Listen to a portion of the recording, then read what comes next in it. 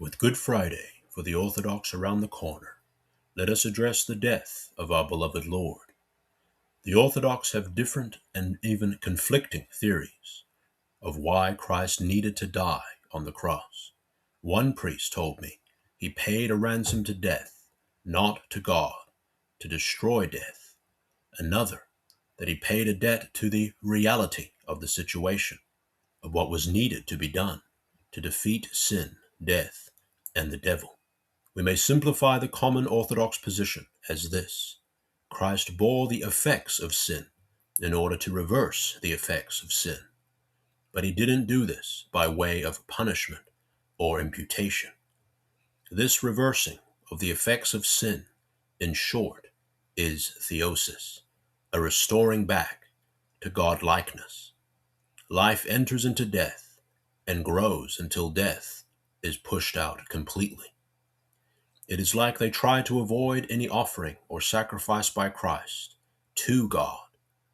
But Ephesians 5:1-2 says, "Be ye therefore followers of God as dear children, and walk in love, as Christ also hath loved us, and hath given himself for us, an offering and sacrifice to God, for a sweet-smelling savour." They also despise the idea that God punished sin in his Son, or that Christ bore the curse of God's law from God himself. But Isaiah 53:10 says, "Yet it pleased the Lord to bruise him. He hath put him to grief, when thou shalt make his soul an offering for sin."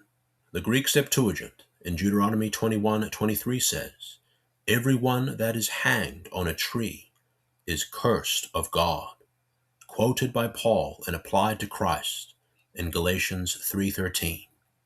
Romans 8:3 says God sent his own Son in the likeness of sinful flesh and for sin, and condemned sin in the flesh. Now it is important to state emphatically that there was no division at all in the Godhead. The Father gave his Son, and the Son gave himself. He was very willing to suffer and die for the sins of his bride, Galatians 1:4, out of infinite love, John 15:13. We will look at the evidence for penal substitutionary atonement more closely in the videos to come.